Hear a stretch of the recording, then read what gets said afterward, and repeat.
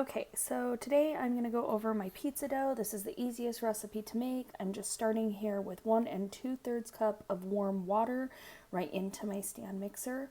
This pizza dough is super easy and it's what I use for every dough that I need besides bread. Next, I'm adding 2.5 teaspoons of sugar. This is 5 times the normal recipe, but we are going to be using this batch for fry bread and scones. So I usually multiply it by something. And now 2.5 teaspoons of active dry yeast right into the water and the sugar. And then I just let that mix for a little bit, kind of to combine it. You can let this proof. I don't usually, but if you wanted to let it sit until it gets bubbly, you definitely can. So once that's kind of combined, next all I'm going to do to this is add in the flour and the salt. You want to make sure that you're adding in the salt after the flour because the salt can actually kill the yeast, and a lot of times I think when people can't make dough, that's part of it. You guys can see my little helpers in the background there.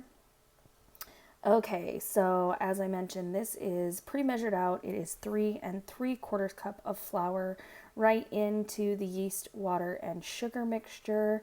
I don't portion it out. I just dump it all in all at the same time, and it works great for me. Just make sure you don't turn your stand mixer on super high right out of the gate. And the last ingredient in this dough is going to be 2.5 teaspoons of salt. And I use Redmond real salt. You'll notice it has kind of a pink color to it, and also doesn't have anti-caking agents. But that's the salt that we use in everything. I like the Redmond real salt. Okay, so now this is just going to mix, and it's going to mix until it gets well combined. If you don't have a stand mixer, this dough is very easy to do.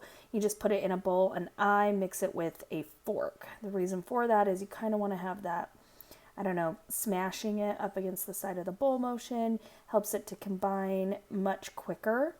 But a stand mixer makes this super easy. As you can see, I can kind of just let it go while I'm trying to pick up everything the baby pulled out and get the other pieces of this dinner ready. Just keep an eye on it too, and you want to make sure that if you are using a stand mixer, the arm is in the locked position because it is a pretty substantial dough. It's not going to be a super wet dough, so it'll kind of kick around and might flip up if you don't have that down. Once it starts being combined, I'm going to turn it up a little bit, and I just start with the dough hook. I'm not about washing any extra dishes, so you'll notice I just leave the dough hook on from start to finish, and that way I only have basically the one thing to wash.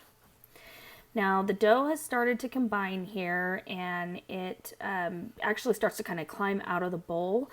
I like to turn off the mixer at this point and just see that everything looks correct, that it looks like it's combining well, and then I'm going to kind of just fold it over.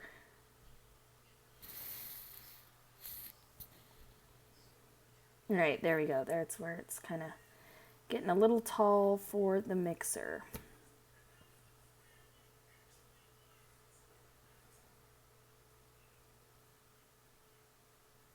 So just going to go ahead and shut that off and pull it. You can see it's formed into a nice dough. It's not too sticky. You can definitely handle it.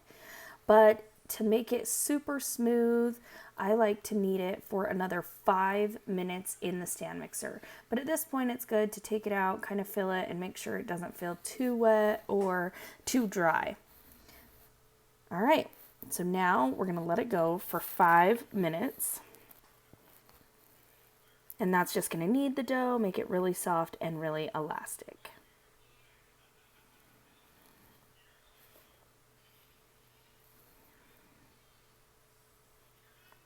Oh, I'm going to give you the other measurements while this is going. So if you didn't want to 5 times this recipe, what I would do is just 1/3 cup of water And I did mention warm water. You want it to be about 100 degrees.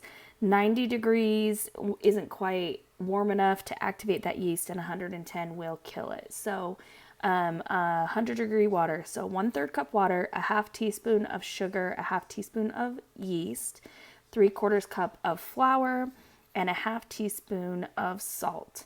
And so you're going to mix that all together. It'll be a smaller dough ball, obviously. And then at the end, it will be 1 tablespoon of olive oil. So this is 5 times. The recipe, I'm still only putting in just a little over 1 tablespoon because all you really want to do is coat the dough in the olive oil. You don't need to drown it in the olive oil.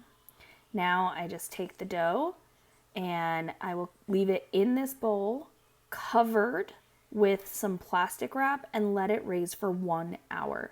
At the end of 1 hour, you have a perfectly soft dough that you can form into pizza crust. I use this for scones, donuts, breadsticks, a whole bunch of different things. And like I said, this is going to be fry bread.